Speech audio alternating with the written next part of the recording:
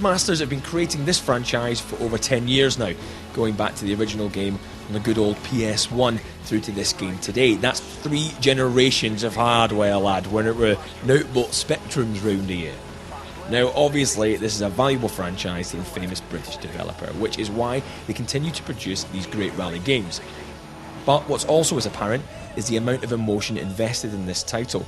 10 years of development, as well as the tragic passing of Mr. McRae himself, the man with whom the developer spent years working on, means that the studio simply cannot allow this game to be anything short of excellent, both for themselves and for the memory of Colin McRae.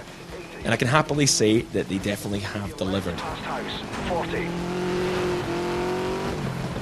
Fast and furious is the order of the day. The speed that this game replicates is staggering, especially if you're brave enough to race from the in-car view. Which I'm not. Handling, as you would expect from a studio which has as much experience creating racing games, is perfect, with the fine line between grip and drift feeling perfectly balanced, and each car having a different feel and weight. You can definitely tell that the Nissan 350Z is a heavy beast compared to the nippy hot hatch that is the Scooby.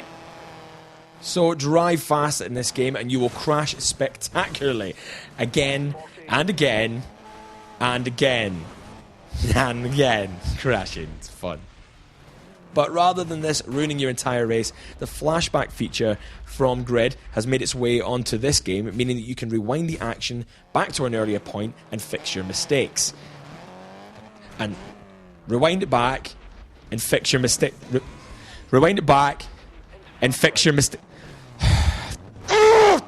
This is a feature which I know some purists find irksome, but does make the game more accessible. The damage the car receives looks and feels realistic, and unless switched to visual only, affects the car's performance, although gone is the need to repair the car between stages, which again may offend the purists.